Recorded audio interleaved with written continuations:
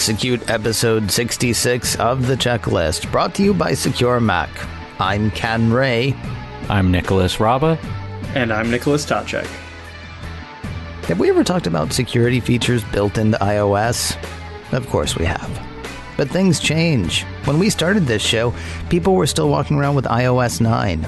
Apple is now up to iOS 11, and they're making things more secure as they go.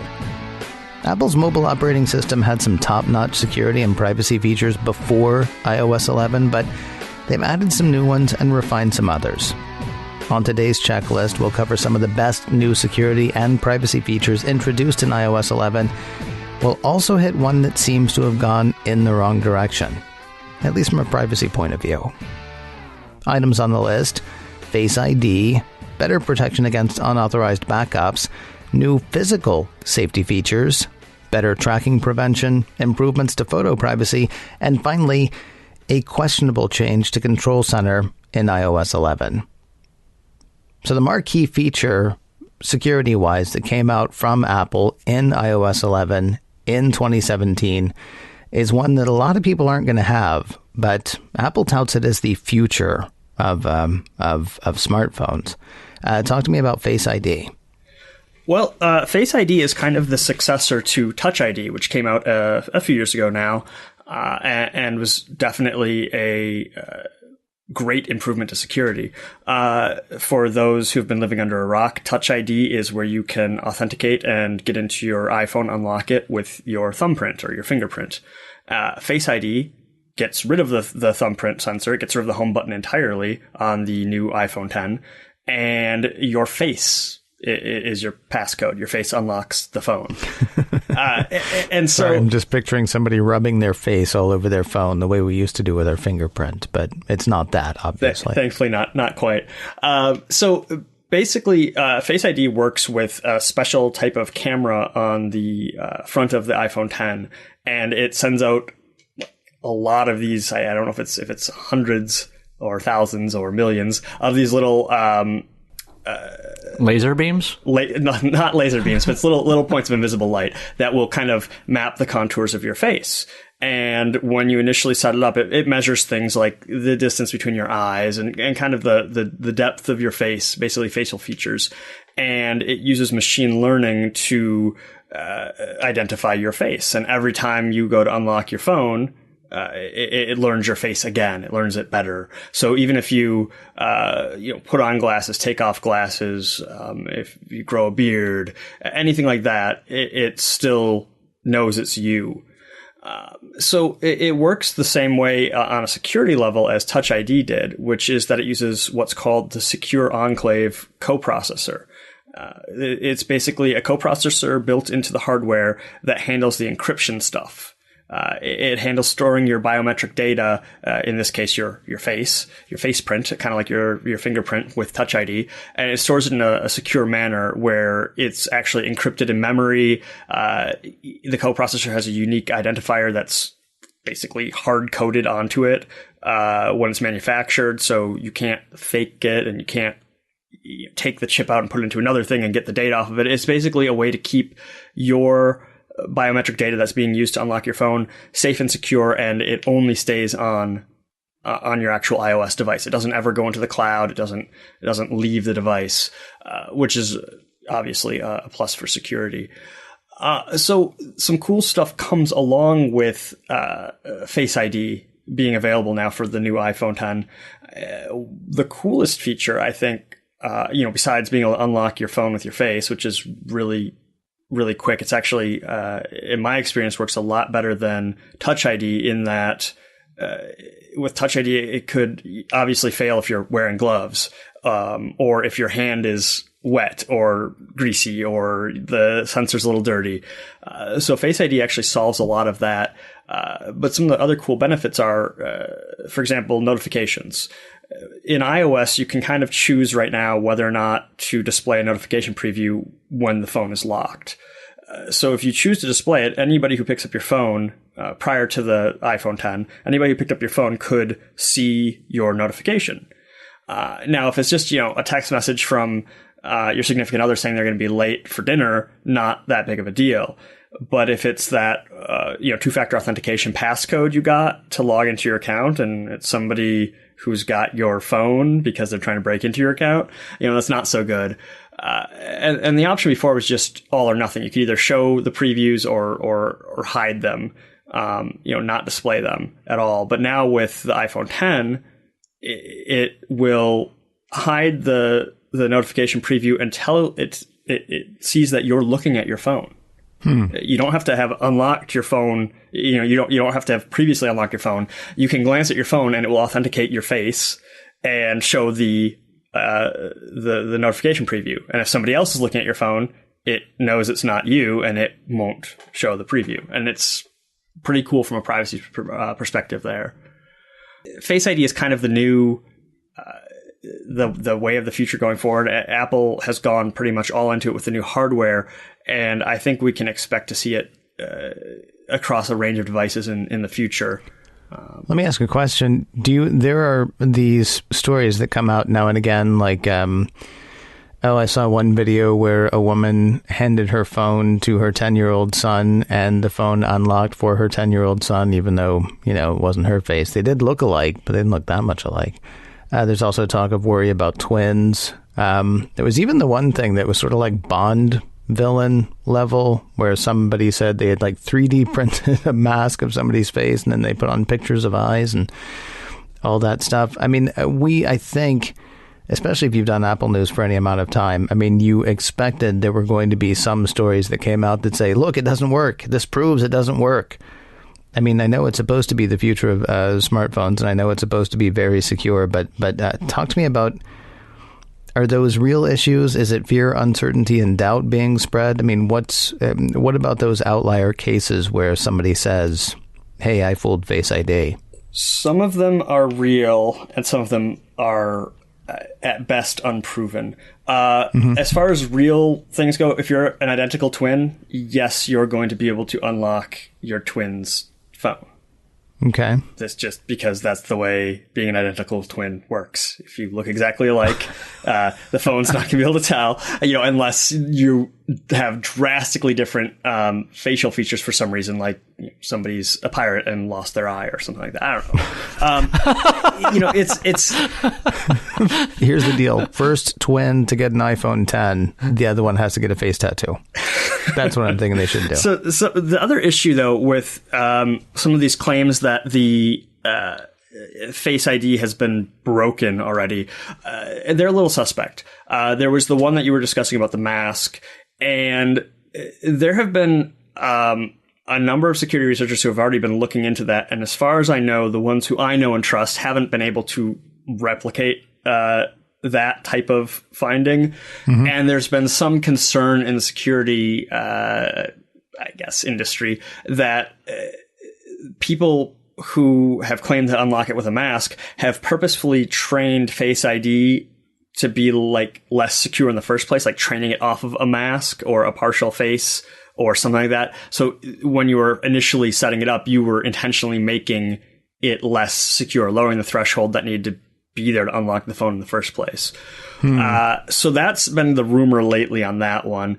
And as far as having like the kid who unlocked his mom's phone, if you try and get into your phone with Face ID and it doesn't recognize your face for some reason, you enter your passcode to unlock the phone like normal. And then Face ID learns that, okay, I got it wrong. That really was their face. They have the passcode. I'm going to get into the phone now.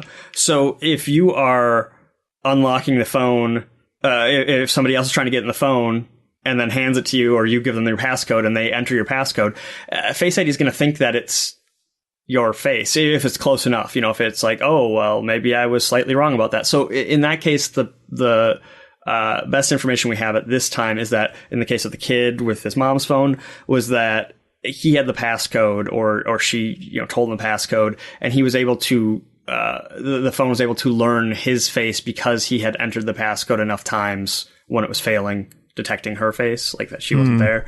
So it was more that it was just a case of the phone was incorrectly learning his face as something that could unlock it.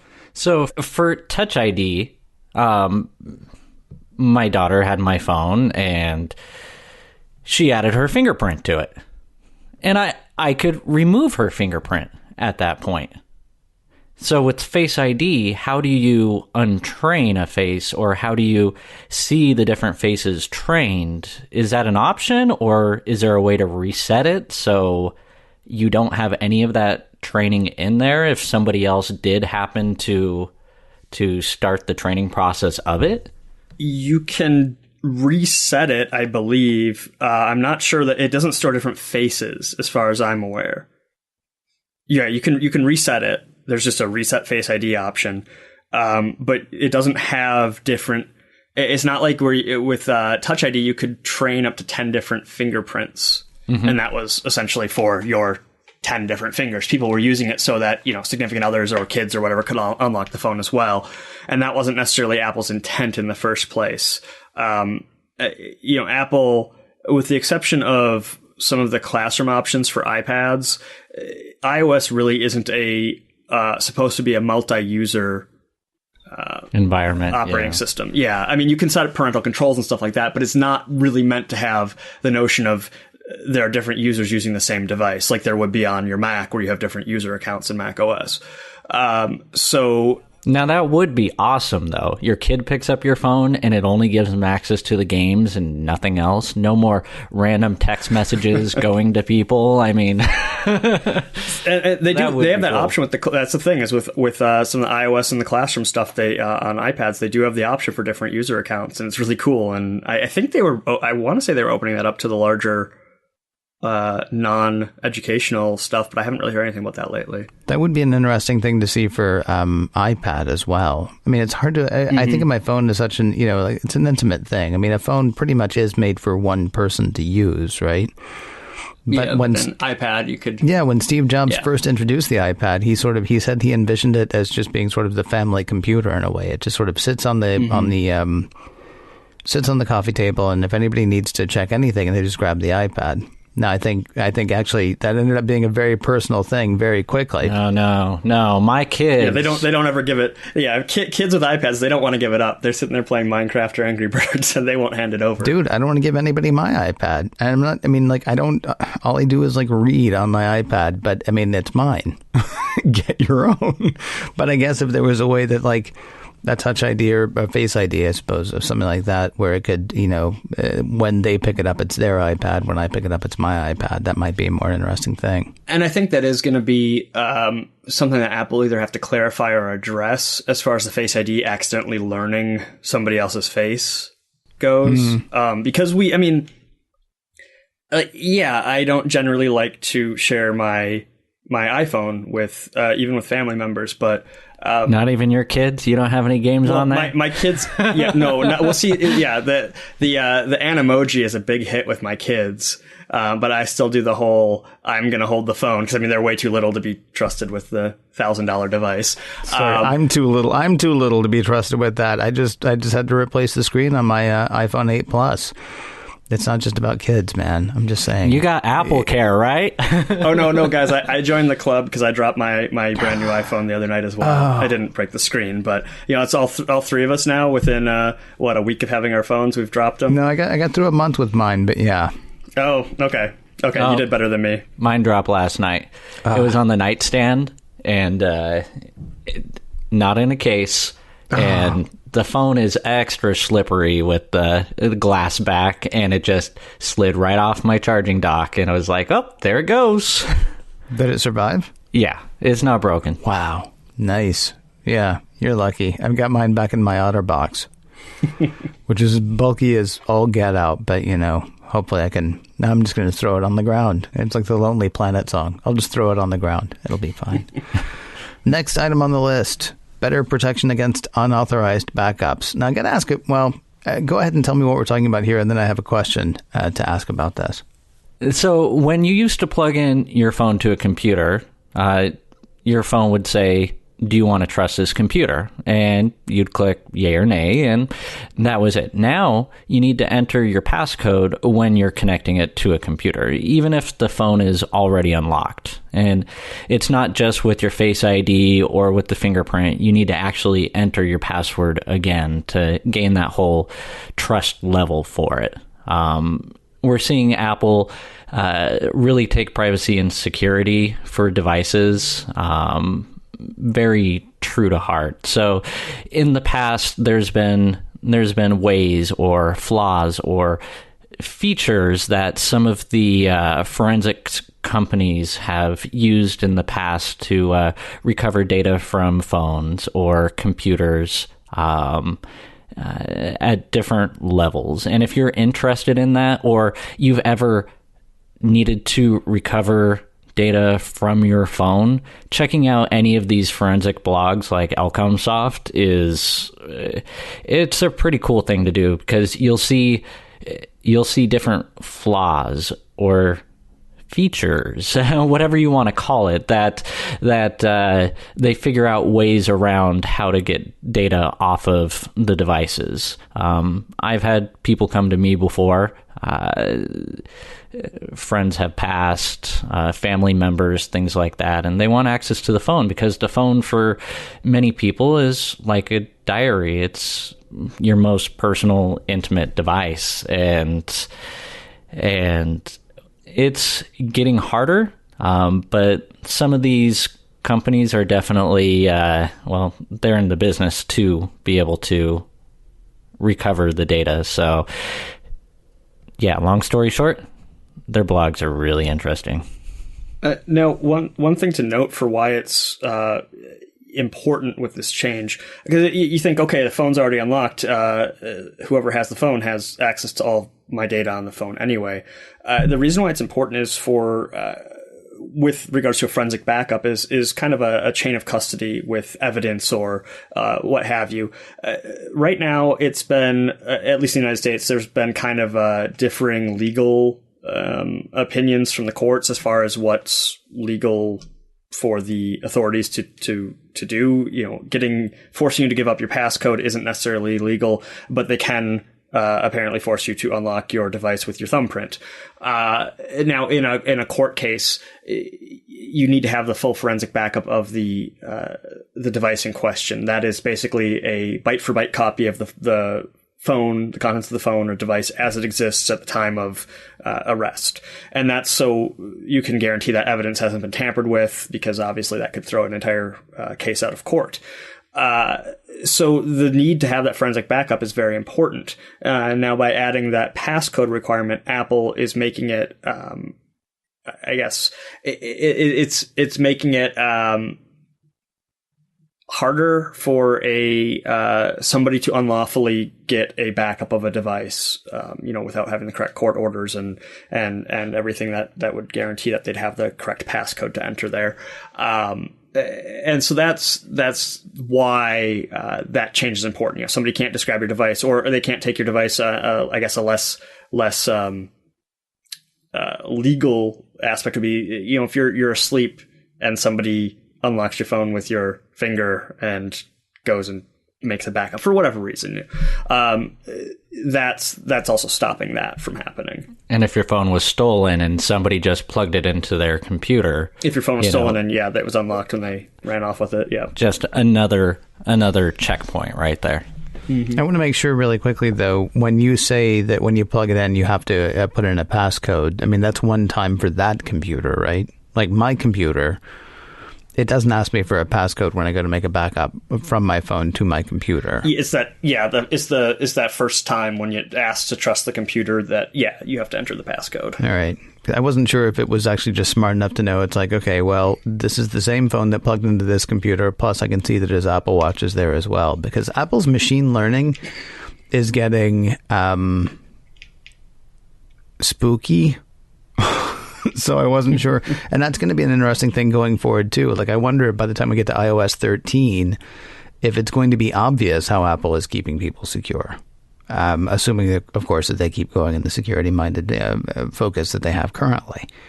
Because there's, like I say, it's getting spooky. But we can talk about that another time. In a good way. Spooky in a good way, I'm pretty sure is probably what I meant. Continuing on the security and safety features angle, actually more of a safety feature here. There are a couple of new physical things that Apple has done to keep people safe in iOS 11. So, emergency SOS. This is a really cool feature of the phone. Let's see, how do you enable that? 1, 2, 3, 4, 5. If you haven't enabled.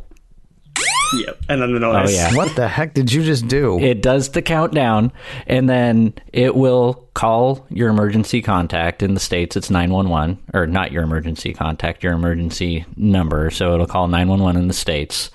And then afterwards, it will notify, if you have emergency contacts set up, it'll notify them that your emergency alert has been activated and send your location to them. So, what would be a good instance for this? Like, You've fallen and you can't get up. yeah, you've gotten into an accident, you have your phone on you. That would be a nice, easy way to get it going. But if the phone's fallen out of your hand, then I guess you're going to have to Hey Siri it. Like, can you activate Hey Siri by, Oh, don't try it. Hey Siri, Oh, don't do it. emergency SOS. No, don't do it. Okay, one option Nope. is Kaiser. Nope, totally didn't work. But, you know, Can't believe you tried that. well, you have a cancel option. So, you know. Okay, you can- I was going to ask about that actually because you had this little siren going. Because I want to say when iOS 11 started, Canada, maybe it was the city of Toronto.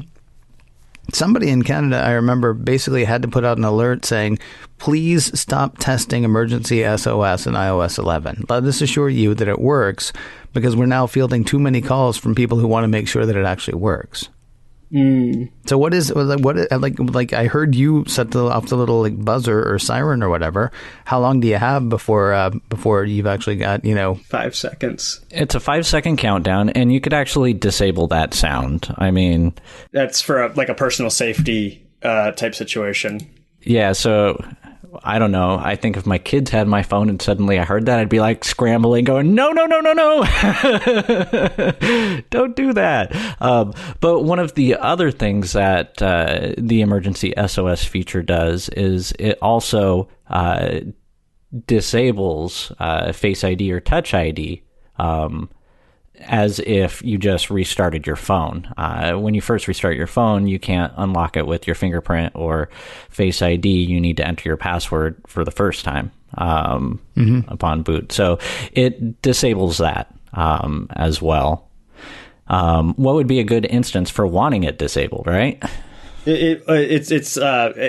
Disabling is, we don't want to give the wrong impression. It's not turning off the ability to use it. It's just requiring you enter your passcode before you can start using Authentication. Yeah. That would be in a case where somebody's about to unlawfully seize your phone. If you're at a security checkpoint or something, or you feel that somebody's about to try and get into your phone. I guess, if somebody's mugging you, would also be another instance. Sometime where you basically wouldn't want somebody to be able to get into your phone using your face or your fingerprint through coercion or force. So you can just quickly activate that and it, locks them out. Although, I mean, if somebody was really going to be trying to force you to unlock your phone with your face or your fingerprint, you'd think they'd also be able to force you to unlock your phone by giving up your passcode. But Can we really quickly talk about how to do this? Because I'm not encouraging people to test it and try it out, but we've said, so Apple has this emergency SOS thing. We've even demonstrated it here, but we haven't said how people activate it. So how do they do that? Yeah, in iOS 11, under the settings, there is a new option in there titled Emergency SOS. From there, you will see a nice little animated image that tells you how to activate it. Press and keep holding the side button and either volume button to make an emergency call. There's also a action to enable it with 5 clicks, which is actually what I did earlier on. One of the other options is auto call, and you may still need to specify an emergency service to dial when using emergency SOS in certain regions. One of the other cool features in here that I talked about was setting up emergency contacts that get the notification. So if you have that, you can edit your emergency contacts in Health, and then they'll get your location and the alert that it was activated for you, which is pretty handy right there. The other physical feature that Apple has added is a do not disturb while driving feature.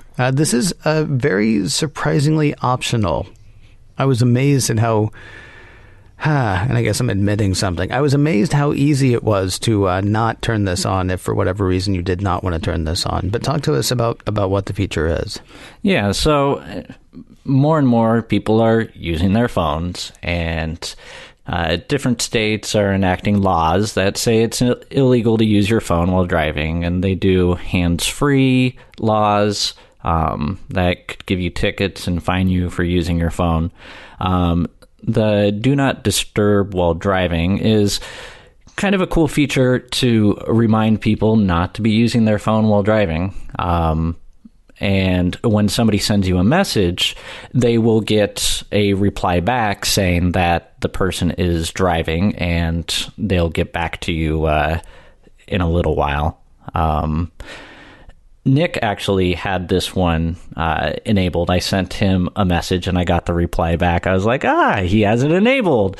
But it says that you could still get the message through if you reply back with urgent.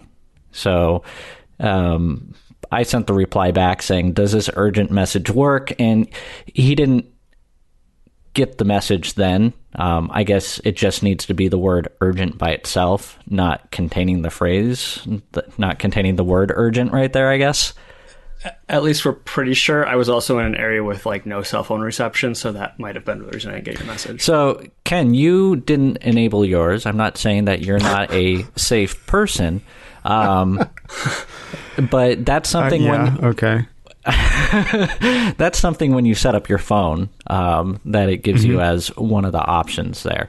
And I'm going through my settings now, trying to... Can I tell you honestly, I believe the reason I didn't set it up is because the first time I noticed it, I was, I think, in my car. And so I didn't have time to actually go through and find out whatever. I think I just glanced down at it and it was giving me the option of turning it on.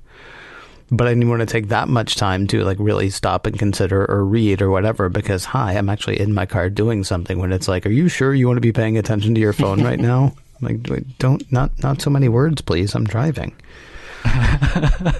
You're supposed to say you're the passenger like you do with Waze. No, you're supposed to actually enable it. I understand that. You're supposed to actually enable it, which I don't... Whatever. I'm now making a ton of justifications, and I no. So that's a usability flaw. Then if they should be asking as part of setup rather than the first time it thinks you're driving. It's possible that it also did ask me during setup. I'm not sure. Okay. Yeah. Okay. The first time I remember seeing it, though, the first time I remember paying attention to it or trying not to pay attention to it was. I mean, look, whatever. I am going to go ahead and justify. I glance down at my phone if I'm stuck in traffic. I glance down at my phone if I'm at a red light. I don't. So I'm the person honking at you. Well, that's fine. That's fine because I'm not going to hit anybody at least. But no, I'm saying go. No, I understand that, but I mean, you'll get where you're going, dude. All right, so let's assume now that I've seen the error of my ways. I did not enable it before, but just as soon as we're done here, I'm going to enable it. How do I go about doing that? All right, Ken, I'll walk you through it right now. Pick up your phone. And then go to your settings. Okay. And then under settings in iOS 11, there is do not disturb option.